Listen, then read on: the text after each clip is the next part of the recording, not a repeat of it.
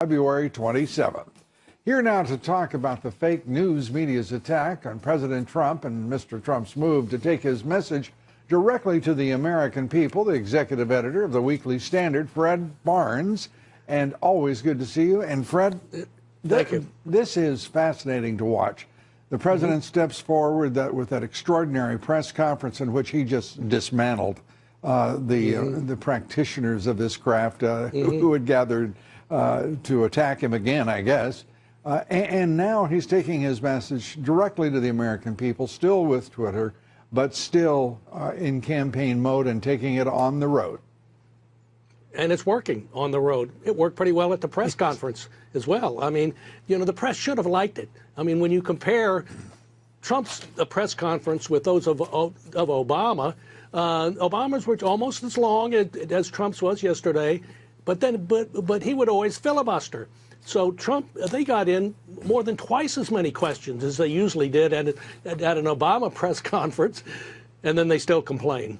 Yeah, they still complain, they whine, and they attack him and this government. I mean, this is really something to behold.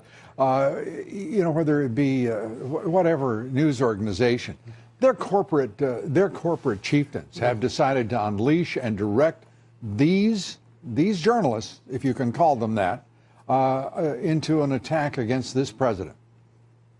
Well, they're certainly doing it, that's for sure. You know, one of the ones that came out this week was this New York Times story, which they'd run before last fall, that says that American intelligence had uncovered that Trump, people who work for the Trump campaign and Trump associates, who could be any of thousands of people, of course, they had contacts with Russians, even Russian intelligence.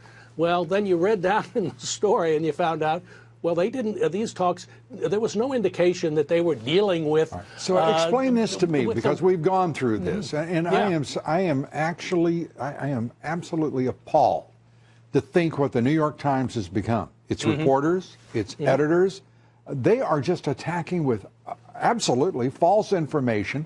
They are making things up whole cloth and then attacking this president. And no one in the national media has the guts to say what their colleagues are doing, because most of them are doing exactly the same damn thing.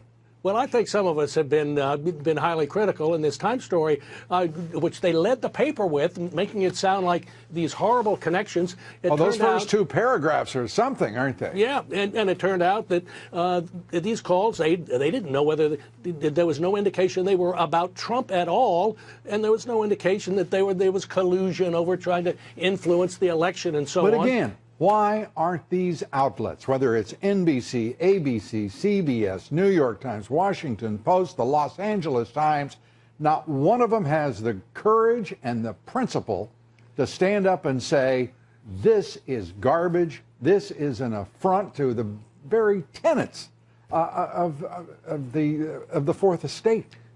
They're deluded into thinking that Donald Trump is a monster. And so no, I don't buy that, Fred. I really don't buy that. That may be an excuse, but that's not what they believe, because they're not stupid, entirely stupid people.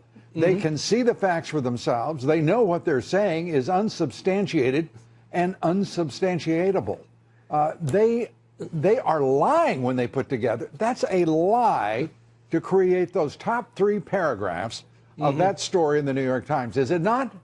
Well, it certainly wasn't true, and if you read further in the story, you found out it wasn't true. On. Either it is or it isn't. It's either true or it isn't.